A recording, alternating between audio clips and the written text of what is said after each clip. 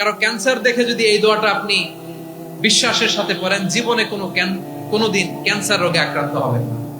দুর্ঘটনা দেখে যদি পড়েন, ওই দুর্ঘটনা আপনাকে স্পর্শ করবে না। যে কোনো কারো বিপদ দেখে যদি কোনো বিশ্বাসী বান্দা এই দোয়া পড়ে, বিশ্বনবী বলেন লাম ইউসিবহু যালিকাল বালা, ওই বিপদ তাকে আর ধরবে না।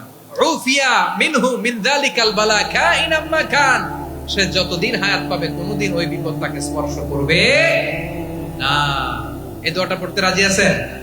অনেক সময় আমরা দেখি হাসপাতালে ক্যান্সারের থার্ড স্টেজে চলে গেছে, লোকটা হ্যাংলা হয়ে চিকন হয়ে হায়রে কি কষ্ট পায় দেখি না। বিষ্ণু বলে একটা দোয়া যদি কেউ অন্যের কোনো বিপদ দেখে পড়ে, ওই বিপদ তার জীবনে কখনো আসবে না। শুনবেন? শোনার আগ্রহ আছে? অনেক সময় হয় যে আমরা মহাসড়ক দিয়ে যখন চড়ি, দুর্ঘটনায়, আইরে আল্লাহ, দুর্ঘটনায় মানুষের মাথা একদিকে, দেহ আরেকদিকে, ব্লিডিং, এরকম হয় না? আল্লাহ তুমি হেফাজত করো। বিশ্বনবী বলেন এই দুর্ঘটনা দেখে কেউ যদি এই দোয়াটা পড়ে, তার জীবনে সে কোনোদিন এরকম অ্যাক্সিডেন্টের সম্মুখীন হবে না। শুনবেন?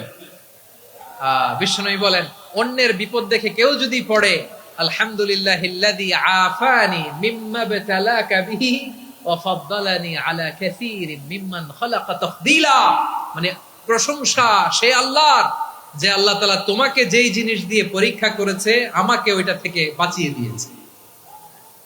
তোমাকে আল্লাহ যেই বিপদে ফেলেছে, আমাকে ওই বিপদ থেকে তিনি মুক্ত রেখেছে, আর তার অনেক সৃষ্টির উপর আমাকে তিনি প্রাধান্য দিয়েছে। সুবহানাল্লাহ পড়েন। যে কোনো বিপদ